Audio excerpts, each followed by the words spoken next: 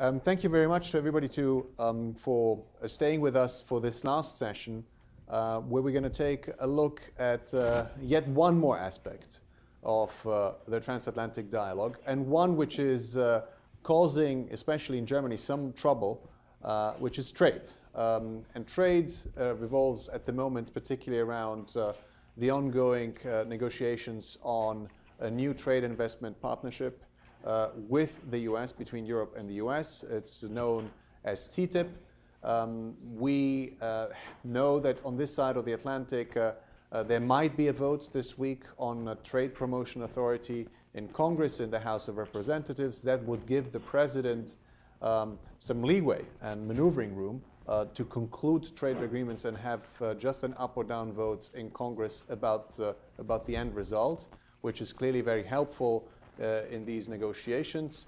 But it seems that on the European side, it has been difficult for advocates of trade to gain traction in the public debate and to convince constituencies, or all constituencies, that trade, and particularly this trade agreement, will be something not only natural for the US and Europe to conclude, but also very positive for each jurisdiction, for the US economy and particularly for the European economy, which is trying to recover from a prolonged crisis that was largely caused in part by the so-called sovereign debt crisis, linked to some degree to Greece, which is still a problem that Europeans are trying to deal with at the moment. So without further ado, I'm just going to briefly introduce our speakers today, who are real experts in the field and can drill down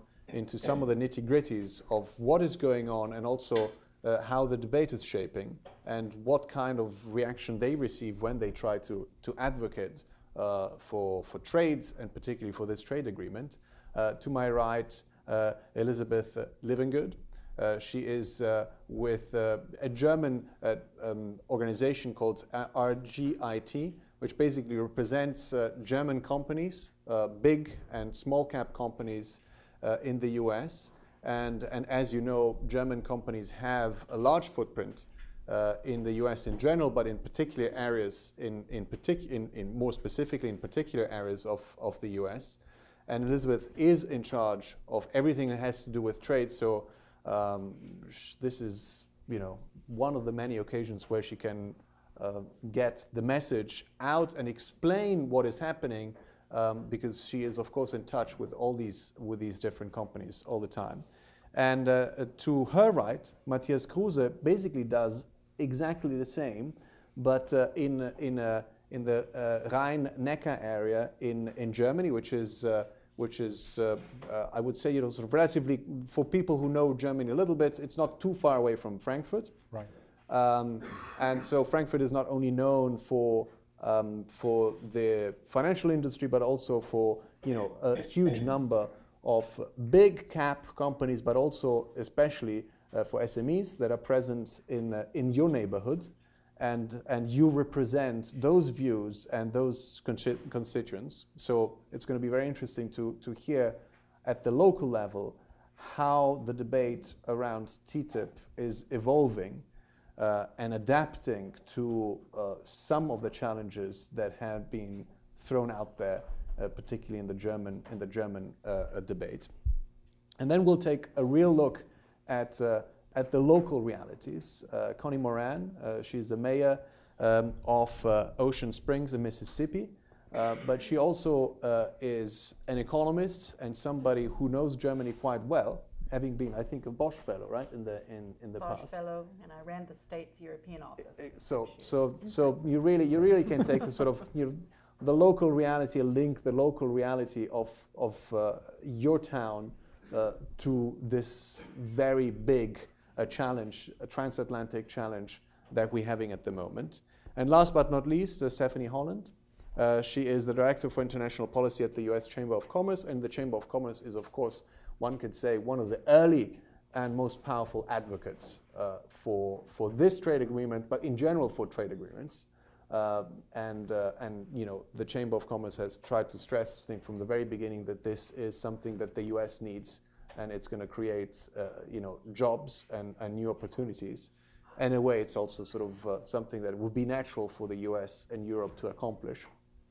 But we wouldn't be saying this in a German setting today if we were back in Germany, because we would have a lot of pushback from a lot of people who have stomach pain when it comes to trying to define what TTIP is and try to defend TTIP. So maybe I'll start with you, and because these are problems that we haven't witnessed in the US so far, at least.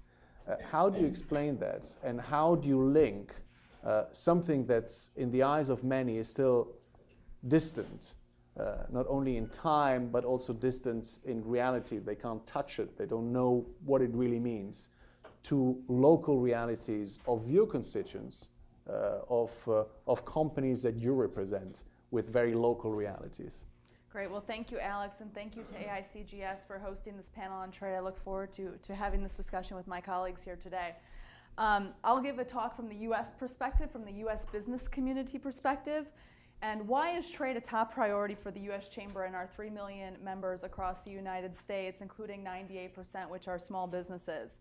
It's simple. Here in America, American exports are the best opportunity we have to create jobs and economic growth.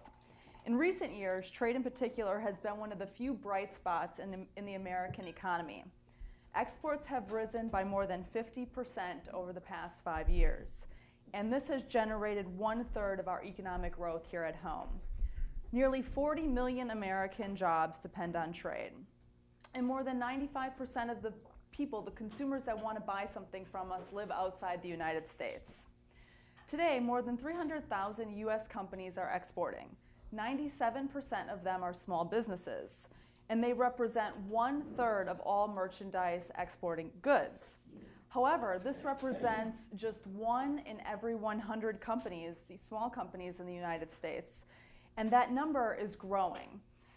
In particular, it has tripled over the past 2 decades. It is clear that trade agreements in the United States are enabling small businesses to gain greater entry to global markets. And like you mentioned, this is a way that we can attribute and build support for TTIP with these kind of great statistics coming out of small businesses.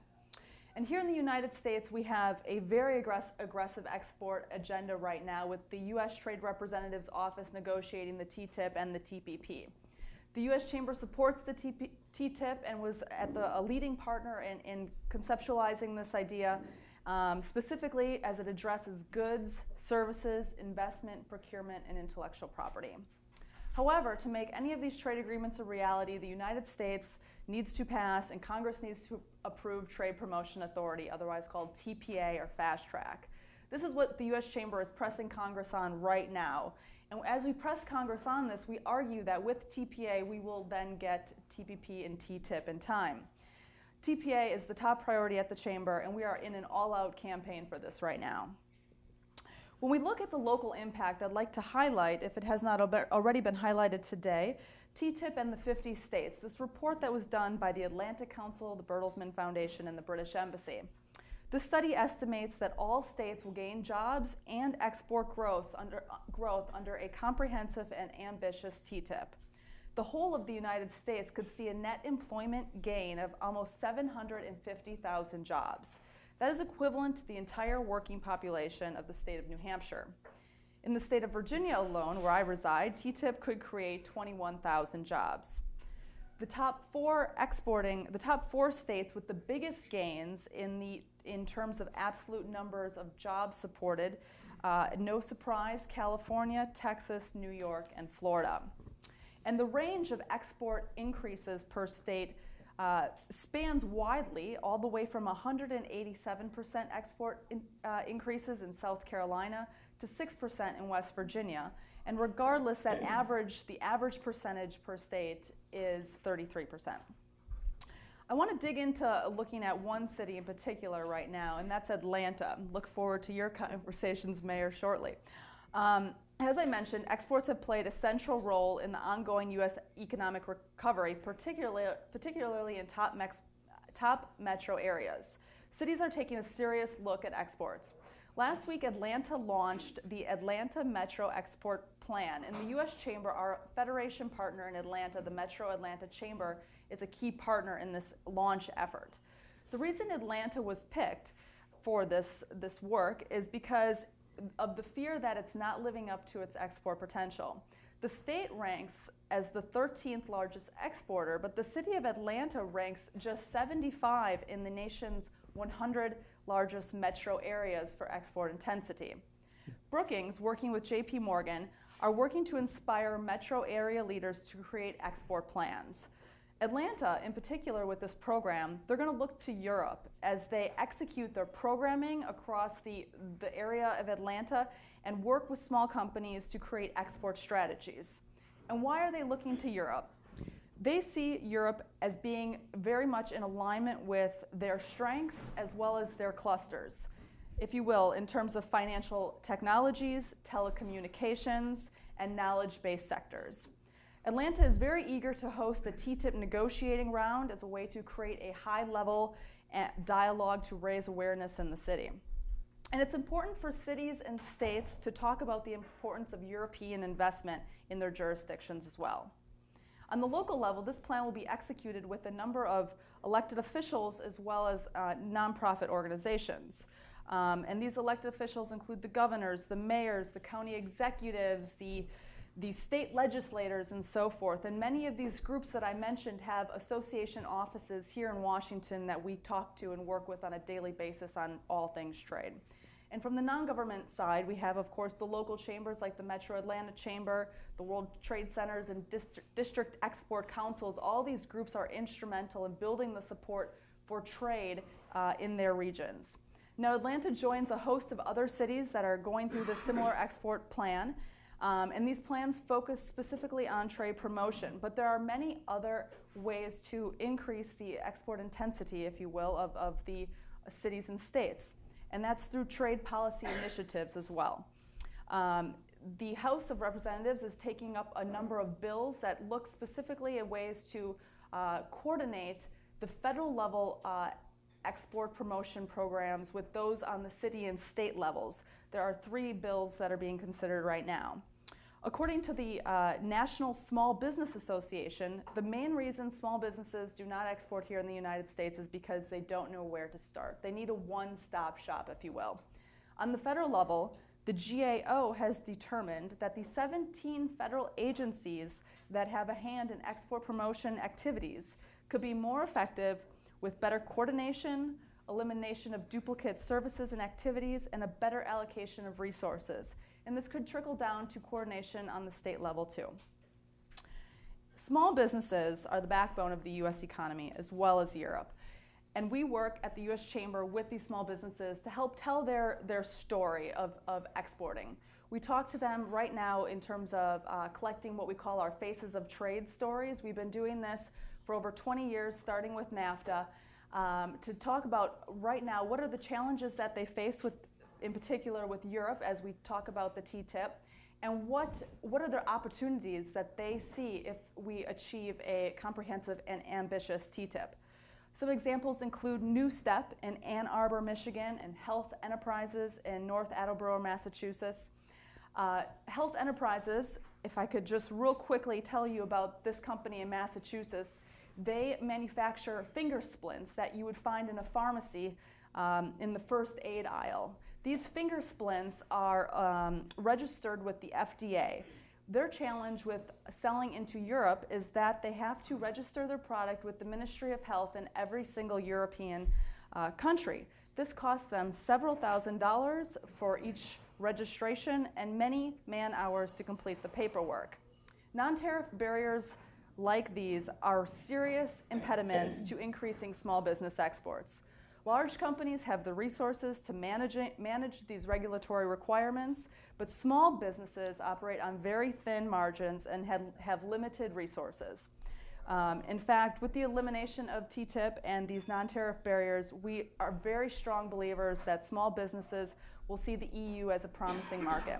We're working to tell these stories every day as we build support across the United States for the trade agenda, including Trade Promotion Authority, TPP, and TTIP. This is very It's a very intensive process to identify the companies and have the companies agree to tell their stories, but one that really reaps value. It is very significant for these companies to share these stories and share them with their local newspapers and as well as their members of Congress as we work to build support here in Washington. So in conclusion, with a successful conclusion of the TTIP and export promotion programs across the United States on the federal, state, and local level, we can strengthen the export potential of America's small businesses, which in turn creates economic growth on the city and state level. Thank you very much. Thank you. Thank you very much. Connie, I'd like to continue with you because, we already touched upon one local example. Atlanta was mentioned. I wonder what the dimension is, what your trade dimension is in your city, in your town, and whether it even pops up in the sort of public debate that you might have continuously with citizens. Well, I did work on the state level as well with the Mississippi Development Authority and had the opportunity to run our European office for 6 years out of Frankfurt. So most of my experience with German trade and foreign direct investment going both directions is from that experience, and having kept up with the state all this time in export promotion. I'm mayor of Ocean Springs, Mississippi, situated on the Mississippi Gulf Coast next to Biloxi. It's a beautiful small town of about 17,500 people, and historic arts community. We do not have large manufacturing within our city limits, but countywide in Jackson County, we are the most industrialized county in the state of Mississippi, with Huntington Ingalls shipbuilding employing nearly 20,000 people, and so we do have quite a bit of shipbuilding, metalworks. Chevron has its largest refinery. We have a lot of LNG exportation, and we're in the right now bidding for the exportation of LNG. There will only be about 4 such plants that will be chosen in the entire country.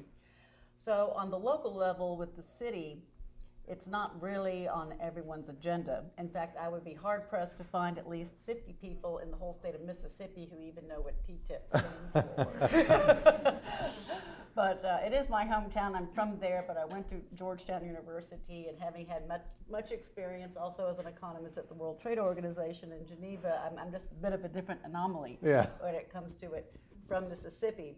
I will tell you, though, since we do have deep water ports in Pascagoula and in Gulfport, we're only 45 minutes away from Mobile and 90 minutes away from New Orleans, all the mayors, all 12 of us along the Mississippi Gulf Coast, do get it. We understand the importance of exports, what that means to our city. And 20 years ago, when I was in Frankfurt promoting Mississippi companies, I was representing 100 small companies throughout the state to find agents and distributors for them within the EC. And it wasn't just in Germany. I covered all of Europe, as did many other states. 33 at the time had offices in Europe, much as you have offices here on behalf of other German states. So it is a very interesting and very promising profession. It is somewhat esoteric as far as TTIP is concerned. Certainly back then, the main things that I heard from German companies who were interested in exporting or investing in the state of Mississippi was about litigation and tort reform, since they felt that that was the big issue, and also about education. If they brought their employees over to the states, how would they be able to get into universities back in Europe? And I did take that home, and we established an international baccalaureate program in my small town, so at least that's something we were able to do on the local level. We also worked together as a group, the mayors across the Gulf Coast, to promote our foreign trade zones. But our main exports to the EU are more of technology nature, digital, a lot of aerospace. We manufacture unmanned spacecraft, unmanned aircraft, and of course now we have Airbus coming into Mobile, quite a lot of German companies, ThyssenKrupp, Steel Coil, which now has been sold to Nippon Steel and an Indian company, ArcelorMittal. So you see a lot of transitions. Degussa is in Mobile, it's now Evonik. I've kept up with a lot of that. It's a very competitive business. It's difficult to get on the radar of even our governor, much less the legislators, who are probably more concerned about potential trade with Cuba as opposed to the tremendous amount of trade opportunity that we already have with Latin America. Yeah. So even when I had an opportunity as European Office Director in Frankfurt to pursue Mercedes-Benz, who was looking for a site location at the time, and we had a very, very good shot at that. And of course, they needed Deepwater Port, but they ended up going to Alabama, way up in the northeastern part of the state, in the middle of a pine savanna in Tuscaloosa. So you never know what you're going to be served. There was a gentleman, though, a German gentleman by the name of Dr. Mansfield, who was the chairman of DeGussa at that point, who really is that single-handedly brought Mercedes to Alabama as opposed to Mississippi, as he did many other German companies. So there's something to be said for the leverage of powerful individuals in the direct investment and trade promotion business. And when he took Mercedes away from us, I suppose about all I could say about that is what we Southerners generally say when someone upstages us is, bless his heart, you know. It's a kiss of death, basically. But in Mississippi, Germany and Japan are our #1 foreign direct investments with jobs created in our state, but our exports are back to Europe in technology, and digital and software, but still Latin America and South American trade far exceeds our European transatlantic trade. Although I think now if we could focus with our elected officials, the mayors and the legislators about jobs created, so I understand from the same study that you quoted that we would stand to create nearly 6,000 jobs if TTIP were implemented. That's at the county level or in your town? That's at the state level. At the state level. That is at the state level. But as a mayor, and through the Mississippi Municipal League with 187 other mayors, if that message could be reached out in every state, is a tremendous tool to be able to raise awareness of TTIP or the TPA that you're trying to get through Congress, and that's a tremendous lobby. So there is power in that, and I think a lot of potential to work with the Chambers of Commerce and the other German agencies to promote that and easily raise awareness and get it down to that level of how many jobs would be created and $865 in household income in the state of Mississippi, at least, is what we'd be looking at. If that means something, that resonates. So we have to keep it simple. If you start talking about we're going to streamline our regulatory practices without harming our environmental and product safety standards, you're going to lose them. Yes. But so it's still, you know, it's left up to the experts to argue on that point. I know that our state, along with all the other 50 states, are very active in the Washington organization here, the State International Development Organization, and that's how our state representatives in economic development and the professional level stay attuned to what's going on in Congress and in the trade talks. Which basically means that at the local level, what you can do is just to get your perspective as a local representative to Washington and ask them to, you know, do what is needed. TPA, if that's our first step, that's where we should focus our energy.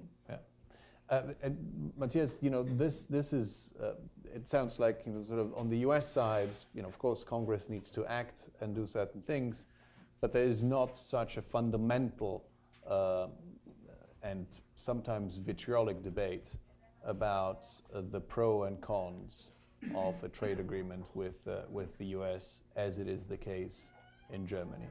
You represent companies in a local reality.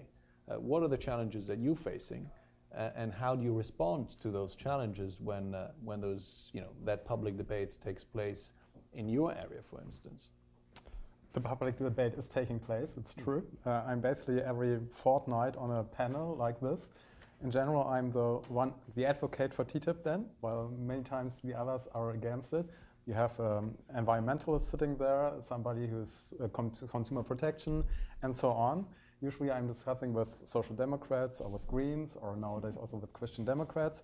So you see it's a public discussion going on, not necessarily an economic discussion. And what I try to bring to the discussion is always the view from SMEs, from small and medium-sized companies. We have about 70,000 member companies, and you can imagine the vast majority of them are small and medium-sized companies. We have also some big shots, but the general is the small and medium-sized companies. And in general, yes, we're going to profit very much in our region from TTIP. There are also always going to be some losers at the end of a game. That's going to be the case, but in general, we will strongly profit from it. That's because we are very internationalized. In our area, that's the Mannheim, Heidelberg, you might know Heidelberg, area. The export quota is about 60%, 59.2%, which is extremely high. Maybe you know in general, Germany has about 40% export quota, France, Italy about 20% in comparison. And it's not only the big shots, it's also the hidden champions, the small and medium-sized companies. I've been to a chemical company producing in Mannheim with 30 employees only 2 weeks ago, and I have asked them what's their export quota, and they said 60%. We have some with 80, 90%. They are the so-called hidden champions who just need the world market in order to be able to be in a niche and to be very competitive there. And what's the problem to our companies? That many times they neglect the American market because they need another time the certification to bring their product into the market. And the certification for the United States is not easier or more difficult, it's just different. They have basically the same goal to have product safety, but they reach it in a different way. And this is really a problem. I just received a call before I stepped into my plane on Frankfurt Airport from an entrepreneur who's in the medical devices company. It's exists over 100 years, had about 200 employees in Heidelberg. They make surgical instruments, and I've asked them, because I knew that they have a subsidiary here, how's your American business doing? And also the health market in the United States is the biggest one in the world, so it must be a good market to you. And he said, well, we are only there with our basic instruments. We're not there with our high sophisticated instruments because getting the certification would cost me too much. He mentioned one instrument that would cost him alone for the certification for the United States. It's certified in Germany and in Europe. It's there on the market and it's safe. 3 million euros. And you have to first earn this money. You have to imagine the turnover that you need in order to really be productive. And we can go on with many cases like this.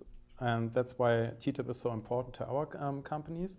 First of all, that there's going to be acceptance of the certifications on both sides.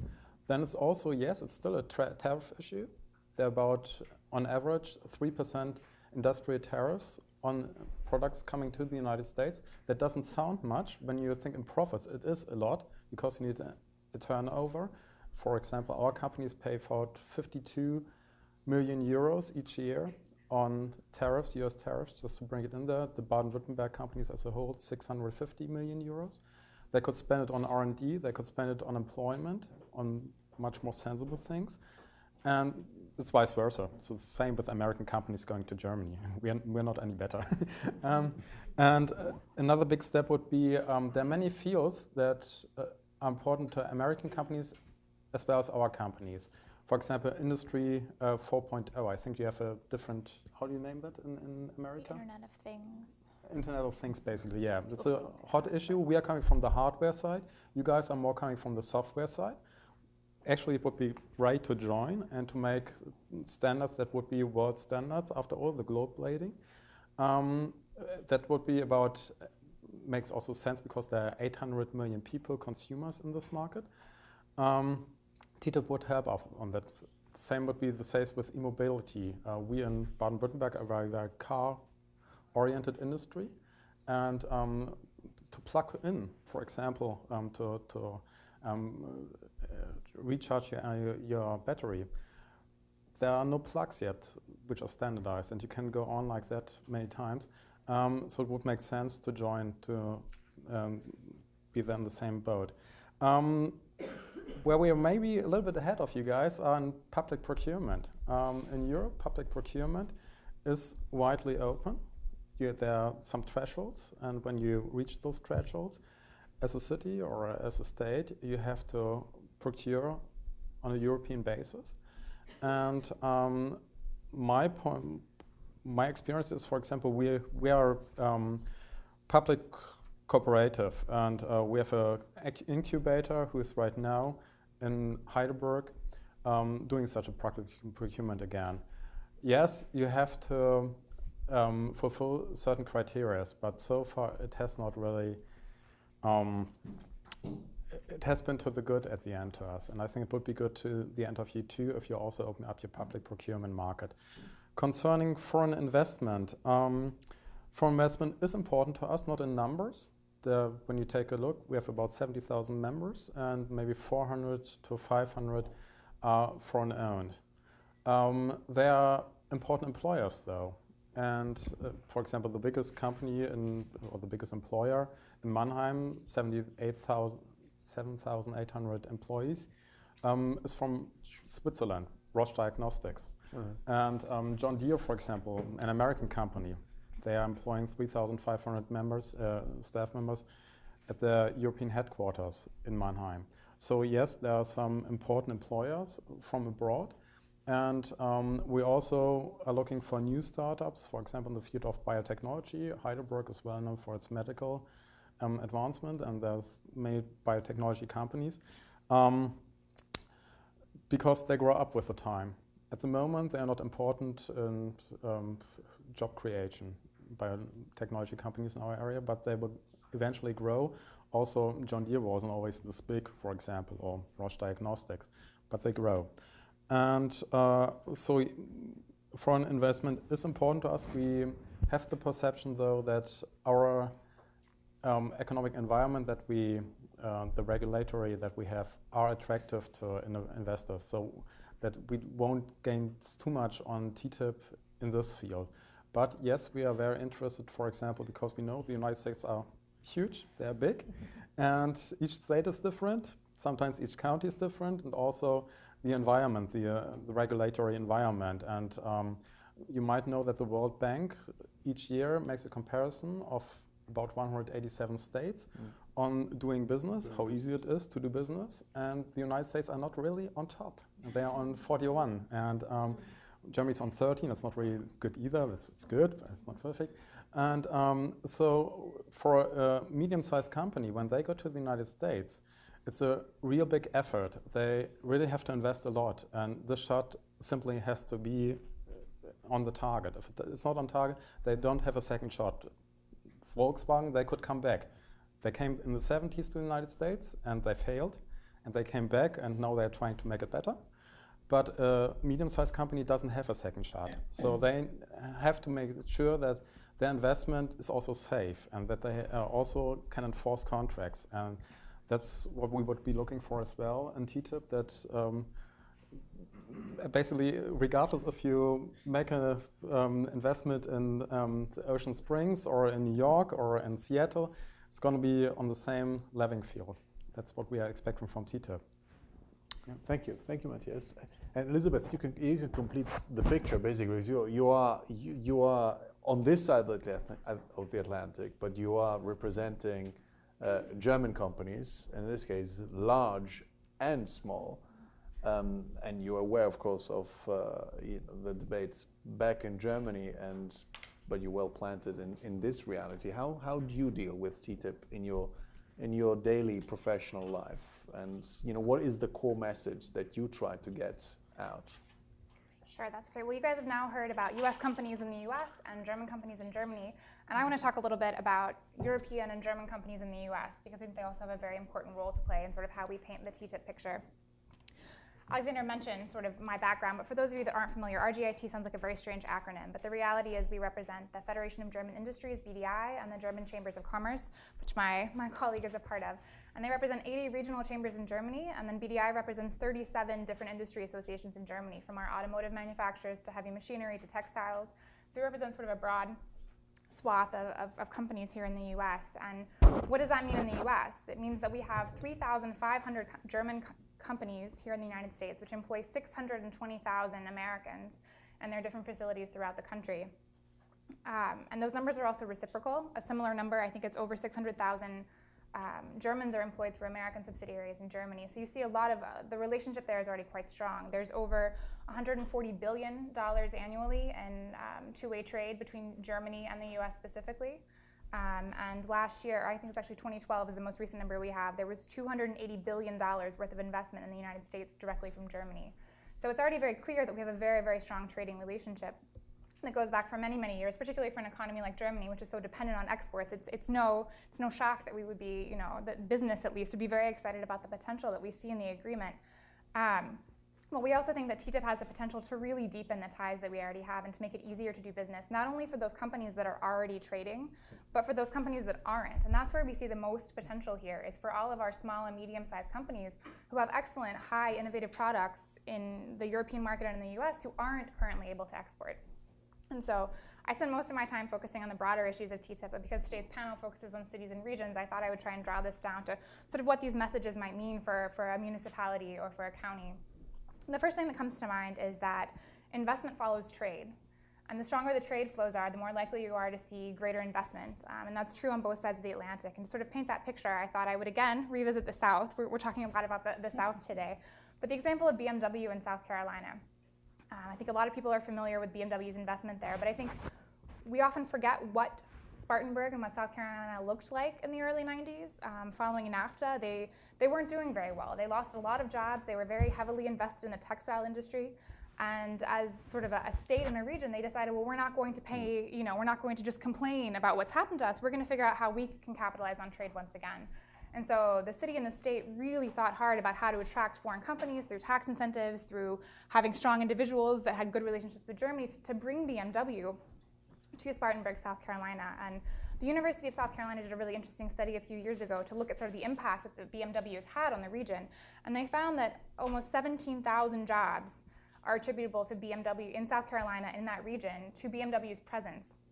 And they found that there's an employment multiplier, is what they call it, of 3.9 for the BMW facility. And that means that for every direct job produced at the South Carolina facility, almost 3 jobs are then produced in the surrounding economy. And that's a tremendous number and a tremendous impact that the company is having. At the county level, there's 4 counties that touch on BMW's facility: Anderson, Greenville, Landers, and Spartanburg. For each of these, collectively, those 4 counties receive $2.4 million in additional revenue each year for having BMW in their districts. So that means that after the tax incentives and all the, sort of how they work with the company, they are netting $2.4 million a year that they can put towards projects that need additional funding without burdening their own tax base. They also found that the school districts in the 4 counties gain an additional $3.2 million annually, both through state incentives, but also through donations that are made by the plant and partnerships that are done with local education. So there's a tremendous benefit surrounding the plant being there. In addition to the direct employment that BMW brings to the region, they also purchase their materials and supplies mostly locally. There are 126 companies in North America that are tied up in BMW's supply chain.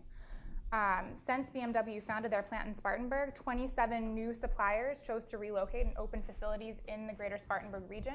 And BMW was also very careful not just to bring new business, but to incorporate business that was already there. And so they had 10 companies that made automotive supplies in Spartanburg that were then brought into the supply chain for BMW. So they really sort of had a very rounded, comprehensive way of really helping the community and to bring growth to Spartanburg. And another thing that I think is really important isn't just sort of the economics of it, but it's the know-how of the labor force. And BMW's presence has been a tremendous benefit to Spartanburg in terms of high-skilled labor. They've not only brought the dual vocational system over from Germany in terms of training workers, but also in terms of sort of people that have actually been working in automotives for quite some time, training them in the German methodology. So when BMW first opened their plant in the early 90s, the mix of American to German process engineers was 40 to 60. So the German had to bring a lot of people over to really teach what was going on. But the goal was to teach what was going on. And by the late 90s, that number had changed to 90 to 10. So you really see a transfer of information and a willingness to sort of bring everyone in to what's going on there. So my argument there would be that investment follows trade, and investment is really crucial to building up the economic base of regions and cities and states. And the second issue, which we've already touched on, I think all 3 of us touched on, or all 3 of you have touched on this, is TTIP and SMEs. As Stephanie mentioned, SMEs are the backbone of the US economy, and nowhere is that more true than in the city and state level. And 2012, 98% of US exporters, as I think you mentioned, were SMEs. And we certainly want to help them in this process. But what I find even more remarkable is that of the 28 million SMEs that are currently registered in the United States, and when I say SMEs, I mean companies with 500 or fewer employees, only 297,900 of them are exporting. So the potential there, I think, really speaks for itself. Such a small number of SMEs in the US are actually exporting. And if we could sort of tap into that potential through TTIP, I mean, the gains are tremendous. So we've talked a lot about sort of SMEs gaining from this, and I guess I wanted to maybe go into a little more detail about what do I actually mean by that? Like, what is TTIP going to do for an SME in your district? And I think that's a question that comes up an awful lot. Matthias, you touched on tariffs. Tariffs are obviously important. 3 to 5% doesn't sound like a lot, but for a small company, it can be prohibitive when it comes to exporting to a new market. Where we see a lot of potential is also in the removal of non-tariff barriers and in cooperation on regulatory issues. I don't want to touch too much on the points that you raised because I think we have very similar talking points, but SMEs are really disproportionately impacted by these sorts of barriers. If you have a large company and you've been operating in the transatlantic marketplace for quite some time, it's annoying to you to have to fill out these forms. It does cost you money, but when you're a multi-billion-dollar company, it's negligible. You deal with it. For a small company, it can prevent you from exporting, or it can cost you a significant amount of time and money. And so what we've seen is through TTIP, we're trying to work to eliminate some of the double certification that you see. And where we can't, we want to at least streamline that process for companies so that at least on both sides of the Atlantic, the information that is inputted into these forms to get the certification is at least the same data. So they're not having to sit here and say, okay, well, I need this set of requirements for the US and this set for Europe. If they're measuring the same things, then we could at least have one form that they could fill out and submit to both authorities. So there is a lot of room to maneuver. It's obviously very complicated to cooperate on regulatory issues, but we see a lot of potential there. And there's a history of it, and we've seen it in organics, we've seen it in e-mobility, we've seen it in airplanes. There is potential to come together on these issues. And so we're hoping to see that. And another issue, and I think perhaps the most important, is working on NTBs moving forward in the future. It's very difficult for us to retroactively go back on some of these issues and say, okay, we're gonna harmonize things, which is the word I think everybody heard at the beginning of the TTIP negotiations. And that's not really what we want to do, but what we want to do is certainly try and harmonize them moving forward. When there's potential, when new technologies are created, that when we sit down to make our standards, we do it in unison, and we think about kind of what we want to do, knowing not only that that will help companies in the transatlantic market, but that it will set standards moving forward for our other trading partners around the globe. And I think that's particularly important. You mentioned medical devices. It's not only sort of moving forward together, but in situations where one side already has a policy and the other side doesn't, to try and incorporate those policies. And an example from the medical device industry is they have these things called UDIs, which are unique device indicators, is what they're called. And essentially every medical device in the United States is stamped with this very unique number, which allows it to be, like an MRI machine, is allowed to be traced around the globe so you know where it comes from. Europe is only in the process of developing its system. And so regulators on both sides are working together to say, okay, well, if Europe is going to create this system, why don't we merge the two and actually create the same system so that the very simple idea that we're actually creating a UDI that is global is actually true. If Europe comes and creates a system that is not the same as the US, then we've suddenly, I think we've kind of thwarted the point of that initiative. And so I think you see these sort of things that they make a lot of sense. And I think that while they sound like big ideas generally, they would make a very big difference to a small company. Another quick area is trade facilitation, which I think we touched on. It's not just about customs, but it's about transparency in that process, the ability to track materials more clearly through customs, to know where things are throughout the process. We had an example of a company of ours who sends frozen processed foods over from Germany, frozen pizzas. I have no idea why we import a lot of frozen pizzas from Germany, but we do. Good idea. And in the event that a company who makes frozen pizzas wants to send, imagine this, a pepperoni pizza and a cheese pizza together in the same box, then 4 separate US agencies have to clear on the container when it arrives, because you have people have to clear on dairy, you have to clear meats, they have to clear on the product generally. And that all happens in the US after they've been certified by people in the EU with someone from the US FDA normally present. Like when the pig is slaughtered to make the pepperoni, they have to be there. So they're very involved in the process. And then we duplicate it again on this side. Not only is it that is complicated and drawn out, but it's the time and the money that it takes to do that. And our companies have had experiences where it's taken almost a month for them to receive all these certifications, and that comes at a high cost to them because the container is sitting in port until that happens. And then in some of our US ports, demurrage fees are as high as $600 a day. For a giant company, that makes less of a difference. For a small company, I mean, that's impossible. And so we're trying to kind of look at those issues. You mentioned procurement. Obviously, open transparency for procurement markets would be really helpful to us, not just opening the markets further, but making it easier for companies in Europe, particularly SMEs, to know if they qualify or not. We have a lot of companies that waste time trying to find out only to see that they're actually not eligible to bid on something, because each of our US states has a very different way of registering and a different platform window, and you can't sort of have a one-stop shop to see if you're allowed to bid on a product. And this is going to sound like a very boring issue, and I hope not to put you to sleep after lunch with this, but rules of origin, I think, are also incredibly important. And it doesn't get talked about a lot because it sounds very technical and kind of boring. But essentially, rules of origin is the part of the agreement that allows companies to take advantage of the trade agreement. It sets local content requirements, it sets thresholds, it sets registering requirements for people to be able to use these reduced tariffs that we have.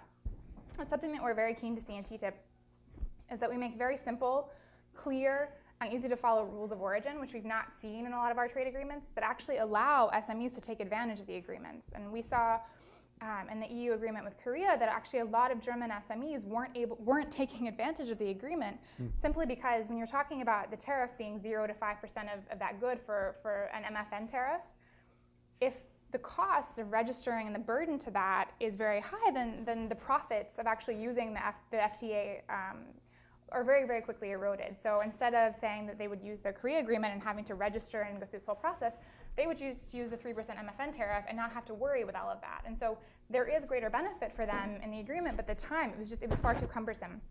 And so we're hoping through TTIP to really set some very clear rules. And I talked about sort of setting rules for global markets, but there's two areas that I think are particularly important for SMEs as we look at TTIP. And the first is intellectual property rights. It's very important in the transatlantic market, but it's particularly important in the global market, that we set standards that protect not only our big companies, but also our small companies and their intellectual property rights. SMEs are usually high-tech, they're innovative, they have something very unique, and the IPR on their product is their entire business. And because they're small, they are far more vulnerable to people stealing their intellectual property than a larger company would be. And so I think part of what we're looking to do in TTIP is to set standards that we hope will be adopted by third countries to really protect our SMEs. And the second and last area, I promise, is e-commerce. A lot of companies on both sides of the Atlantic have really been freed up to take advantage of international markets through the internet. And as this field evolves, I think we're going to see a lot of new rules that are set, and it's our hope that we will set very clear guidelines that will protect our companies, but also make it much easier for them to do business across the Atlantic through our e-commerce chapter. So, sort of a vague overview. Thank you, Elizabeth. This is. I mean, that just shows you how comprehensive, also, and how many ramifications the deal has on our real lives. You know, if it ever materializes. I'd suggest at this point just to open up for questions, and please, if you have questions, just identify yourselves. So, thank you. It's not about soccer, I swear. It's about field hockey. Dale Medeiros, Northern Virginia Regional Commission. I just want to say thanks for doing this panel. To me, it's the heart and soul of the transatlantic relationship in this new era. Like a hungry infant in the middle of the night, to me, the one issue that is screaming for attention, speaking, since this is a conference about transatlantic US-German collaboration at the local level, it's mapping the effects of investment at the local level. In other words, there's lots of data at the national level about investment and job creation from Germany to the United States. In the Bertelsmann Foundation report and others, we see state-level data. There is hardly an example in the United States in which investment has been mapped for a jurisdiction like Fairfax County. 1.3 million people, has a full-time representative in Munich whose job is to lure investment to Fairfax County. For the period 2009 to 2013, Germany was the largest investor in the Commonwealth, $1.1 billion, all the way down to Switzerland at 100, and everything in between was France, UK, with the exceptions of Canada and Japan, were the two non-European countries. Fast forward 1 year, China invests $2 billion in a pulp and paper mill outside Richmond. Now you can imagine what that does to the state level statistics. It suggests that China, for our region, is the target on which we should keep our eye. But that's the export part. That's the chickens, the poultry, the scrap metal, which is important for those parts of the state. We're a high-tech, highly educated region that relies on the high-paying, skilled jobs of VW and Rehau. I appreciate that mapping at the local level is very complex. Going into the Dun & Bradstreet data is really tough, costs money, but surely in the gig economy, with lots of open source data, there must be a way for local authorities, cities and counties, to begin mapping investment from their top 10, 15, 20 leading investing countries, and then the job creation. Take that same methodology that's used for the national and the state level and narrow the level of granularity to the local. And there, Mayor Moran, I think you would have a very, very powerful case in terms of raising awareness, to which we all aspire. Our friend next door, Dan Hamilton, writes about this every year. It's the transatlantic economy, and his golden nugget is there's more investment by countries like the Netherlands and states like New Jersey than all of India and the United States. And for us, that's precious. Again, we have 40 German companies, VW, Rehau, Lufthansa. Yeah. Nobody on my board has a clue about what the level of that investment is for a city like Alexandria or a county like Arlington, the job creation, or even more fun, one day we could have a geocoding of the revenue generation, tax revenue generation from this investment. So it would be so great as a takeaway to say, let's find a way to start mapping the effects at the local level across the United States of just investment. Trade's great, but also look at the investment piece. Thanks. Madam Mayor, how do you respond? Actually, my colleagues back in Jackson from the International Trade Office had just sent me a list of all the German companies and the dates of investment and the amount of that investment, number of jobs created. So it's and clearly where they're located. So it's not that difficult or far reach what you're suggesting to be able to do. And certainly that's where we start on the local level to raise awareness with our mayors, with our county supervisors, and certainly most counties these days have their own economic development foundation or organization that keeps track of that, especially if you're in a port city. So yeah, that is important, and we could do that, and thanks for that idea. We also have planning and development districts throughout our state. I'm assuming they have them in other states throughout the country as well. That might take, ours has a 16 county region, South Mississippi, for example, and there's only 13 such districts throughout the state, which is another geopolitical entity that can grasp, and they funnel a lot of federal and state programs.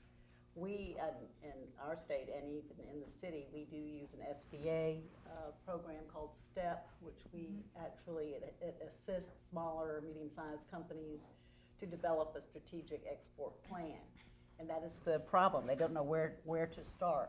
And you really have to lead them by the hand to start. But from an FDI standpoint, we already do have a lot of that data. That would be great. We're actually PDC too. All right, But okay. if I may just add a question of my own to this one, isn't part of the, if you go in great detail in terms of mapping, I mean, one thing is, you try to point out what the benefits would be for individual states or maybe regions in the case of Germany, or sort of individual countries in the European Union. But once you become so granular, apart from actually finding the data and trying to map this so clearly, isn't there also the danger, especially when you are in ongoing negotiations, that you're going to end up pointing out where the weaker spots are and where the potential clear losers are as well at the local level, and that might ruffle some sort of feathers if we go into those granularities? Is that a potential problem as well, as apart from actually finding the data and trying to map it in such detail? I mean, because it's obvious that there will be some, there will be winners and there will be some losers, and those losers can also be probably found out in terms of geographic nature, where they are located, because they don't yet, at least yet, have the structure to profit from such a deal. I mean, I want to play advocate with the Devil's advocate, yes. I think most economic development agencies that are savvy understand that change is imminent. Clearly, when I started an economic development profession over 30 years ago, in Mississippi, we had a lot of cut and sew operations. They have all flown offshore. We don't want those anymore. We're looking for higher pay jobs, and our challenge is to keep up with the training, and certainly the training that European companies expect. So that's the real challenge. So yes, there are some companies when we open up trade that are going to lose, but those are ones that are generally going to lower payer jobs offshore or just at the end of their product life cycle anyway. Mm-hmm. Pretty much the same view. We are living in a changing world. You guys, for example, are negotiating the Trans-Pacific Partnership Agreement. Then there's another free trade initiative called RCEP concerning China and India and other countries going together.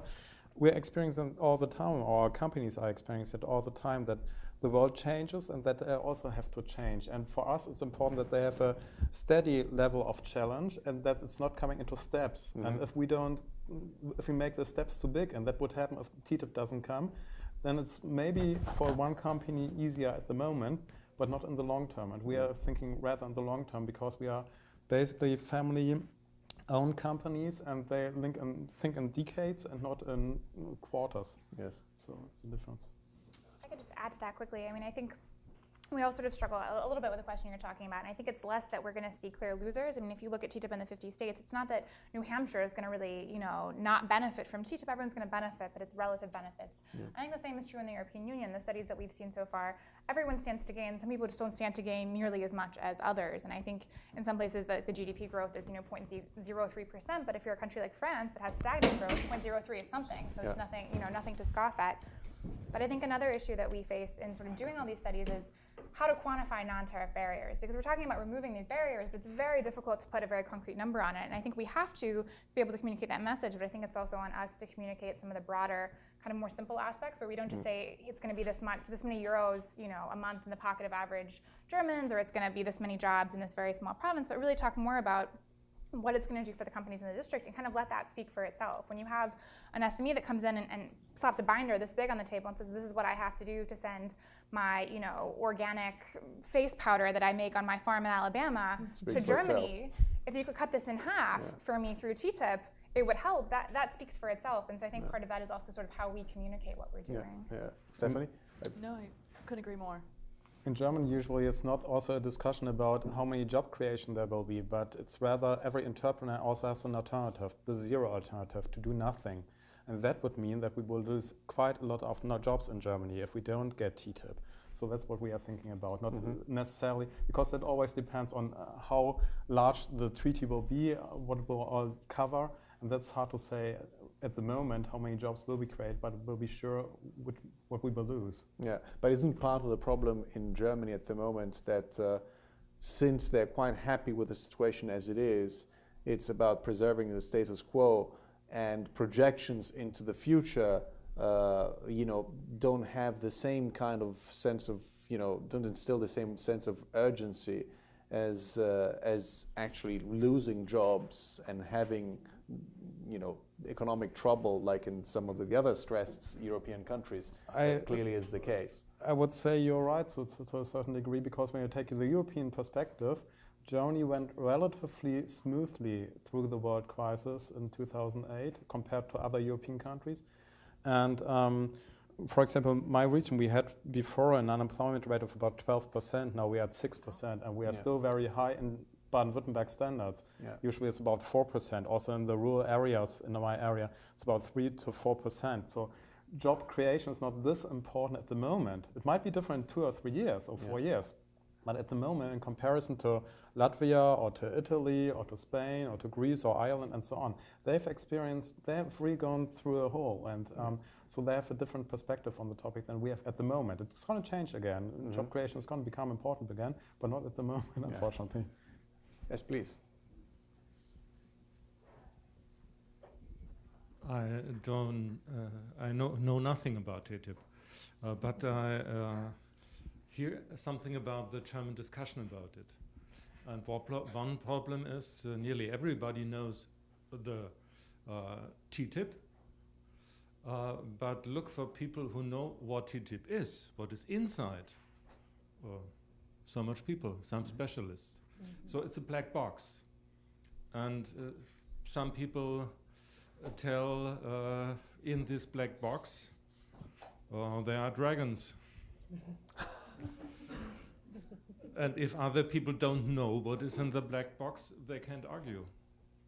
And one discussion we have, for example, in the morning, we discussed about sustainable traffic. And there's one discussion on the sustainable traffic is organized by cities.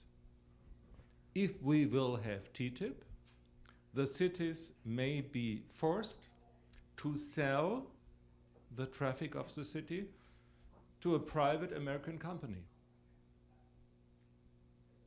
And Why forced? I don't know. But I heard people bringing this argument. And because I don't know what is inside this black box TTIP, I can't say anything to it. So, yeah, but it would be really important for the German discussion to show what is in the black box, really. May I answer directly? Yes. Yeah. I'm so great. We haven't talked about it before, but I'm so glad for the question because you're absolutely right. It has been too long a black box. This is the mandate of the European Union negotiating. You probably know it. Probably nobody else in the room has read. Oh, you too has read it. There are only 18 pages, so it's possible to read. It's not too much. It's the mandate of the 28 member states, which to the European Commission to negotiate TTIP. And there are also concerning public utilities, that's your topic, two very important paragraphs. If it's interesting to everyone, I can read them out loud now and we can talk about it or we can do it later. But it's, like we said, because the problem is this mandate was given on July 2013 and it was published in October 2014, so roughly 50 months later. That means there were 50 months time so that rumors could start because nobody thought they knew what would be inside. Actually, you could know because the European Parliament made a note on TTIP, which basically was the mandate, just in different words. But hardly anybody took a look at that and noticed that. But the mandate now is public. Everybody can see it. It's in German also. This is the English version. I brought the English version with us, but it's also the German version. And there are two very important parts. The one where you will surely say that doesn't help me, but that's what I'm going to start with, is on, let me see, here we are. It's very short. It's passage number 19, the high quality, no, sorry, it's 20 first. Service supplied an exercise of governmental authority as defined by Article 1.3 of GATS shall be excluded from these negotiations. Now we're going to ask what's GATS and what's those services. Those are police services and so on. And you would say, they don't matter to me. I'm interested in hospitals, I'm interested in public transportation, I'm interested in whatever, like those, waste management and so on. That's concerning paragraph number 19. The high quality of the EU public utilities should be preserved in accordance with the TFEU, I'm going to explain that later, and in particular to protocol number 26 on service of general interest and taking into account the EU's commitment in this area, including GATS. 26 is, the protocol is very large. It's basically everything that you can imagine among public utilities.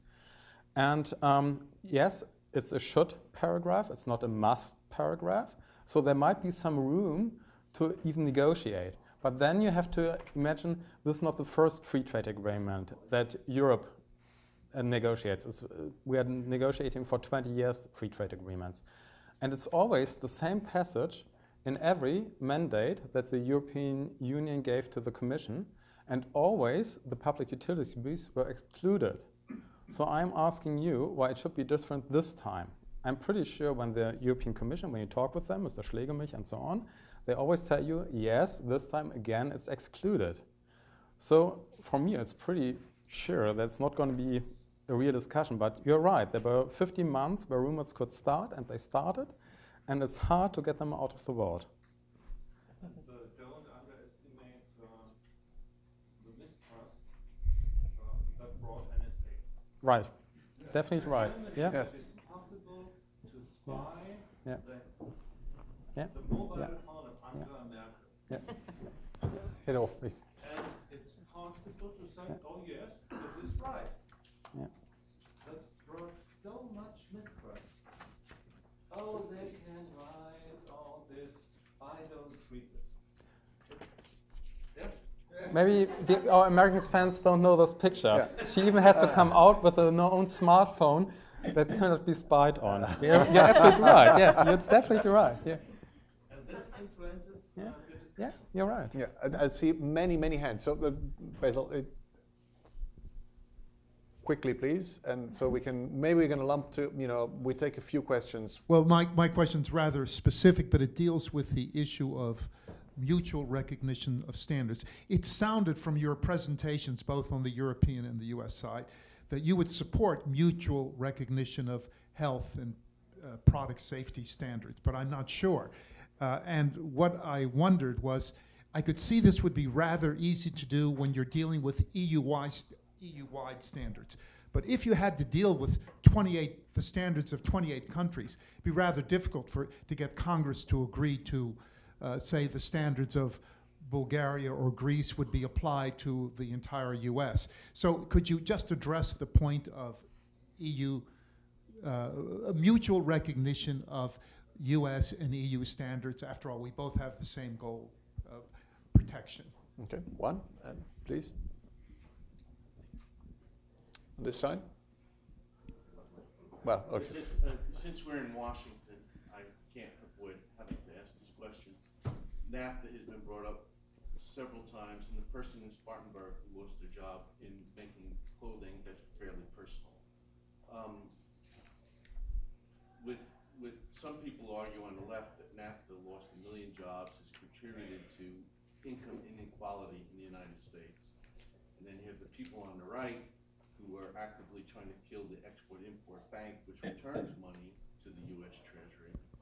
How do you find 225 or 226 people in the House and whoever in the Senate to approve the TTIP? Okay, I think these are already two big questions. So we're going to next round in a minute. So can we address those two questions first? Who would like to start? Mutual recognition? Sorry? Mutual recognition? Sure. I mean, I can take that from our side, and perhaps you can chime in here. I mean, I think we all support the mutual recognition of standards where possible, and that caveat is the very important thing. And I think that when we talk about mutually recognizing standards, we're talking about those standards that exist at the EU level, that have already been harmonized within the EU, because it's impossible for us to then do that at 28 different states. But in my knowledge, the majority of standards are in fact come out through EU directives, and those are the standards that we're really targeting, are the ones that are at the EU level. And I think when we say where possible, it's a matter of sort of how close are they? Because in some standards, we do have very different standards for different things, and I think in some areas they're negligible. And like in an area like the one that I like to use, jam, like German jam producers can't often export jam from Germany to the United States because the level, like the size of a cherry pit that's allowed in jam or a strawberry, is like off by 1/15 of a millimeter. I mean, it's microscopic, but it prevents them from doing it. And so in areas where we can kind of find that, or even like things that are more controversial, like pesticides, levels of pesticides for different products, if you see them, the standards, they just kind of go up and down by minuscule amounts. And so do we just decide, okay, let's take the highest and move on, but to try and do that where it's possible, or at least assume that, okay, if the Germans have certified it, then it's okay for us to eat, because I don't think anyone travels to Berlin and is concerned about what they put on their toast in the morning. So I think some of that is quite clear. I'd like to hear the U.S. chambers Yeah. view. We agree on mutual recognition. That's correct. And the second question, which is the more political one, the sort of the argument that some or many will make that NAFTA had an impact on jobs in the U.S. and on rising inequality. I guess that these arguments would probably come from sort of more democratic quarters. Once we get into the decision-making process, especially in Congress, maybe these are already some of the problems that that Trade Promotion Authority is having in Congress, where sort of maybe a non-democratic majority will back the president ultimately to get the deals done. So how do we respond to those concerns? So NAFTA has not killed jobs here in the United States. In the past 2 decades, we've seen an explosion in trade to Canada and Mexico. I travel around the country talking to small companies all the time. I ask them, where do you export to if they're exporting? The top destinations for small businesses are Canada and Mexico. 125,000 U.S. small businesses are exporting to Canada and Mexico. 14 million jobs here in the United States are supported because of our trade with Canada and Mexico. So indeed, there are always winners and losers, but overall, NAFTA has been a huge job creator and economic growth indicator for the United States. And on Trade Promotion Authority, we have seen now that 20 Democrats in the House have come out in support of Trade Promotion Authority, with another 5 that are right there on the fence. This is a lot of good momentum supporting the President's trade agenda here. In the Senate, the Trade Promotion Authority bill passed on May 22nd with bipartisan support with 62 votes, 13 Democrats supporting. And I expect that when a vote comes before Congress, perhaps even as soon as late this week, that there will be that support from the Democrat Party too. Mm-hmm. Please. Hi, Harold Meyerson. I'm a Washington Post columnist and an editor of the American Prospect. I'm not sure we've gamed out how the TTP is going to be debated in the United States, mainly because we're focusing on what's before Congress right now, but also because it's qualitatively different in many ways than earlier trade accords we've debated and entered into, in that, largely speaking, it's a trade agreement with an entity, the EU, that has higher, not lower, labor standards, environmental standards, and frankly, in many cases, wages. I mean, German manufacturing compensation is a third again, actually 50% again higher than the US average. Now, as a result of this, I would not assume you're going to get quite the same level of labor and environmental opposition here, but what you may get may be more problematic for the traditional champions of free trade. Rich Trumka, the president of the AFL-CIO, has talked about raising our labor standards so that they more harmonize with the EU's. And Ms. Holland, I mean, if there was a push to include some of the EU language on works councils for large corporations, which are mandated for certain corporations throughout the EU, I don't know if the chamber would actually support that. You could have the odd situation of the AFL backing it and the chamber opposing it. You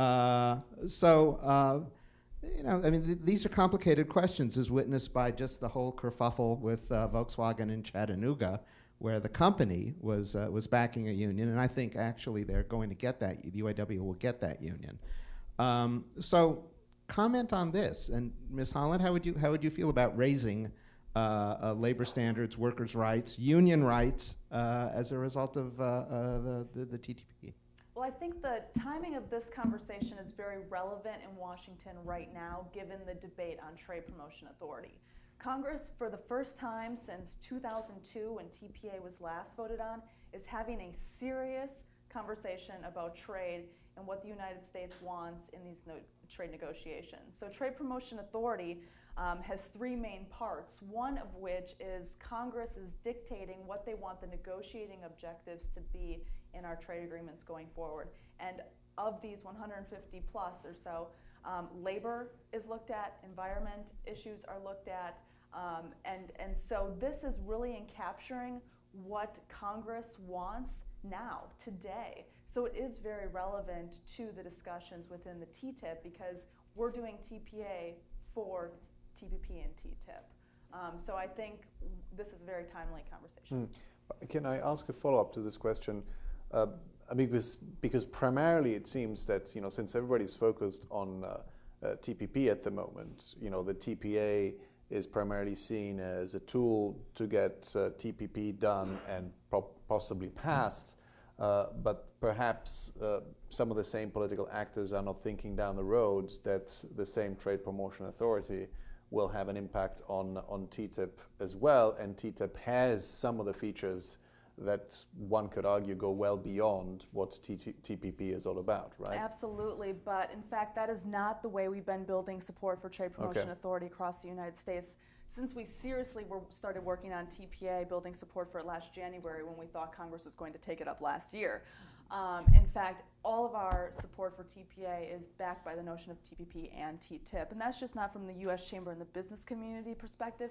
That's all the way to the mayors. The Conference of Mayors here in Washington sent out a comprehensive letter signed by hundreds of mayors in support of TPA and its sites, and in order to get the trade agreement with the European Union as well as Asia. So I think we as backers and supporters of trade have really rallied together on the entire trade agenda as we're working on TPA. Okay, thank you.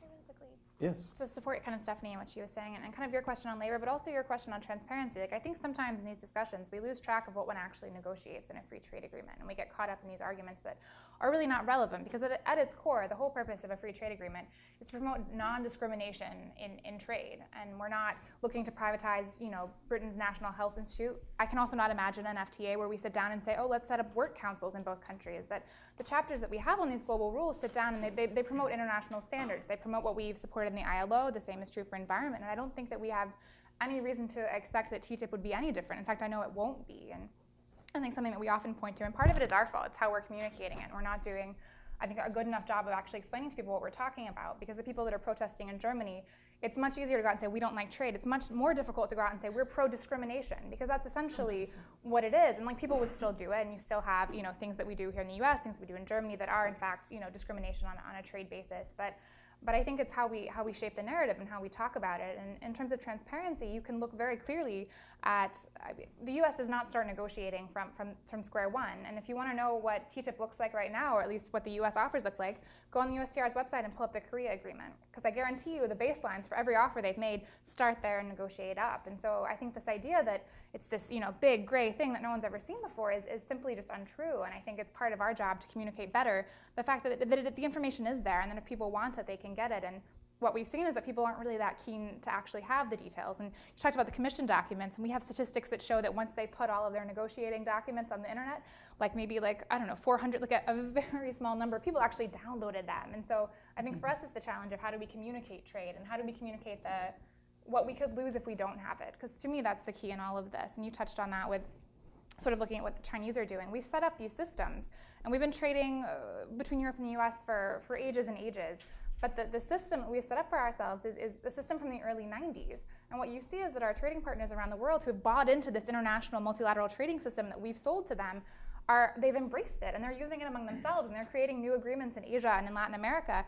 But the difference is their agreements are 21st century agreements, and they look at these ways of doing innovative products, and they are forward-looking. And so what's at stake for us if we have the two of the most advanced economies, and we're not, we're operating under a framework that was meant for the early 90s. And Mayor, do you anticipate sort of citizens knocking on your door and saying we don't want to become Europeans and therefore we reject TTIP?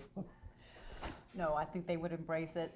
We already have, as I had mentioned before, foreign trade zones, and in one of our industrial parks we have a very successful woman entrepreneur who imports, because of the foreign trade zone where you don't have to pay tariffs on imports, and you can repackage and reship and avoid the entire tariff scenario.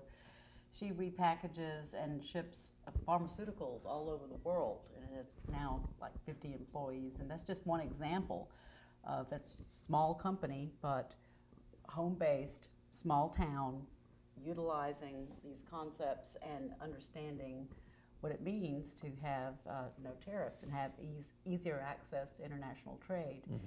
So the people in my town, I think they would embrace all of TTIP. I don't see any of our companies going down as a result of TTIP going through. Mm-hmm. Yes, please.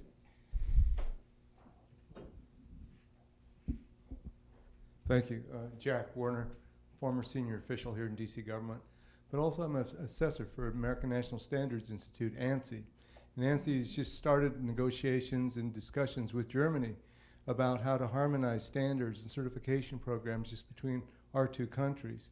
And ANSI serves as the U.S. representative to the International Standards Organization, where all of these standards are developed, in a collaborative effort. And so my question is, and what we have found is that with Chamber of Commerce and trade industry groups and so forth, how do you perceive, or how can you help support bringing standards and certification framework from the ISO activities into these trade agreements? Because I think it's been stated very clearly that these are big issues, and that you have standards bodies in Germany, you have the European, the Commission folks, and they have a whole standards program. How do you see that we can help bring, from the U.S. we can bring ANSI in? How can we also then bring in the German standards bodies and EU bodies and make sure there's a framework put in to the trade agreements? I'm working with Congress on doing this right now with Power Africa on lighting products and stuff that we're doing in Africa. So it can be done, but I just want to know whether the Chamber's interested in doing that, and if the trade industries are really working with their standards bodies. Another question. Alan Grace, Virginia Tech and the Metropolitan Institute. Sustainability is really a big buzzword these days with the triple bottom line: economy, equity, and the environment. First off, I want to know where and we've of course heard, or I've heard a bunch of the economy and equity within the TTIP, but where's the environment first? Second, are there any, what will be the impacts of the TTIP on, say, ecological footprints and carbon footprints of these companies, of anything that goes through this trade agreement? And are there any environmental impact statements or EISs that are involved in looking into how this trade agreement will affect the environment? Okay. Who would like to take those two questions?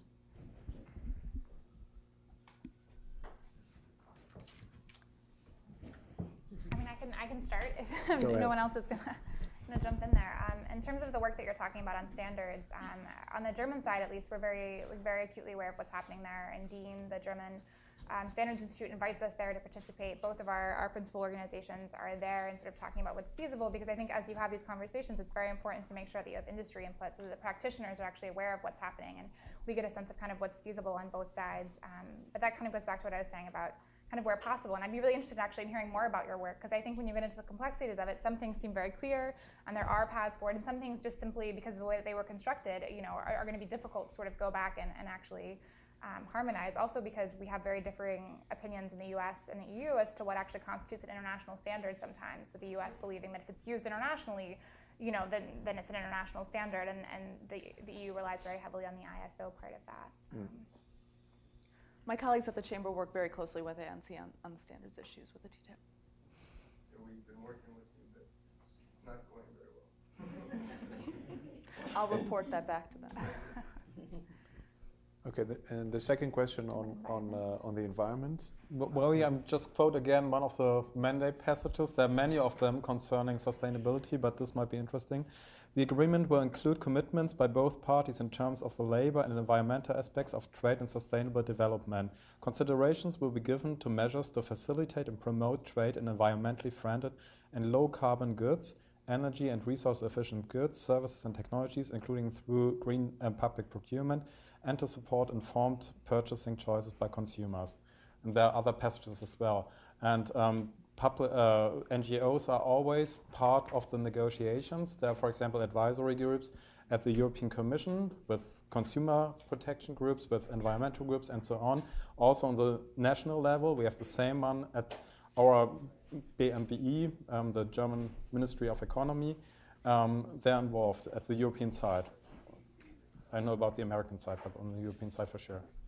I would just also add that the U.S. government has the ITACs, the Industry Trade Advisory Committees, a whole slew of them based on sectors and so forth that focus on issues, and one including the environment. You have to go through a long application process to get onto these ITACs, but with much reward, you do get to see the text and have very in-depth conversations with the negotiators about where these negotiations are going. Okay, perfect. I hope that answers at least a big chunk of the questions. I would like to thank all the speakers, the participants to this panel, and I guess that Park maybe has a few final words.